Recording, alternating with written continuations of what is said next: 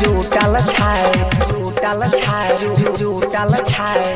गांजा पी के 5 दिन से देवा घर में सूतल छाय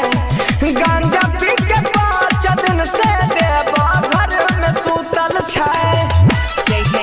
सूतल छाय सूतल छाय गांजा पी के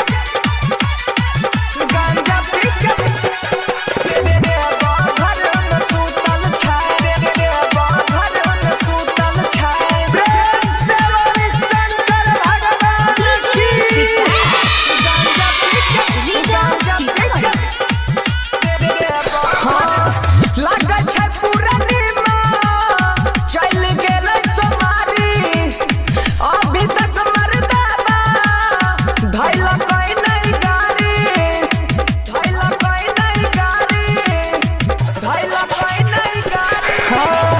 लागै छै पूर्णिमा चल गेलै सोमारी अभी तक मर्दाना धैल कोई नहीं गाड़ी साथ में जगेलै सब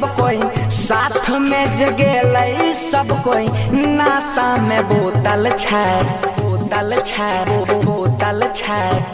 गांजा पी के 5 दिन से देवा घर में सूतल छै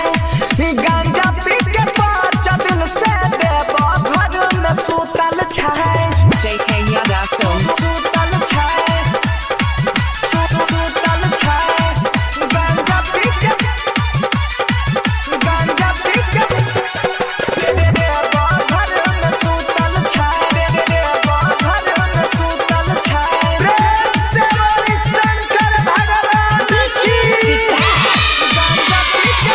गांजा पी के एहो भोले है बाबा करा कोनो उपाया अभी तक नहीं अइलै हो ननद के भैया